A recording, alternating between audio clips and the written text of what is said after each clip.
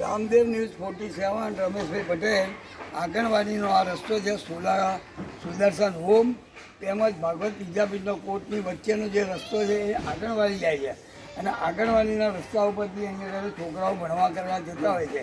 હવે તમે જોઈ શકો છો કે અહીંયા આગળ કચરાના ઢગલા કેટલા છે. જુઓ અમને કેટલી મુશ્કેલી પડે છે. અહીંયા જુઓ બિલકુલ સાફ સફાઈ થતી નથી.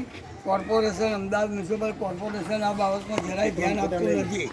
આ વડીલો ઊભા છે, આ વડીલોને બી આવો આપણે પૂછીએ. બોલો વડીલ, તમે આનું શું કહેવા માંગો છો? અમે અહીંથી આ મંદિરે જવાનો અને આંગણવાડી જવાનો રસ્તો છે. એમાં બધો કચરો બધો ભેગો કરેલો છે પણ કોઈ ઉપાડવા આવતું નથી અને આ રસ્તાની બિલકુલ સફાઈ થતી. હવે અમદાવાદ મ્યુનિસિપલ કોર્પોરેશનના જે બી અધિકારીઓને અવારનવાર કહેવા છતાં આ વોર્ડના કોર્પોરેટરોને પણ કહી દેવામાં આવેલું છે. એ છતાં પણ આની ઉપર કોઈ ધ્યાન આપવામાં આવતું નથી. માટે આનું ખાસ ધ્યાન આપો. નહીં તો આ બધા ઢગલા બધા જોઈ લો આ બધા ઢગલા તમે જોઈ શકો છો. કાગળ જુઓ.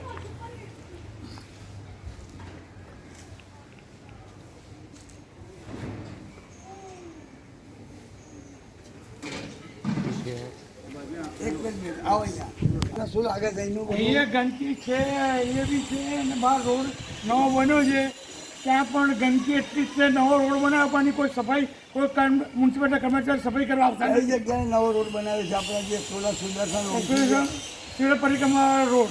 અચ્છા, તો એનું જોઈને અમદાવાદ મ્યુનિસિપલ કોર્પોરેશને આ ભાઈનું કહેવું છે કે આ રોડ સારો બનાવ્યો છે, પણ એ રોડ બી તમે જોઈ શકો છો ત્યાં આગળ બિલકુલ સફાઈવાળા કોર્પોરેશનના આવતા નથી. મ્યુનિસિપલ કર્મચારીઓ કોઈ આવતા જ નહીં સફાઈ કરવા. રામદેવ ન્યૂઝ 47 બંધ કર.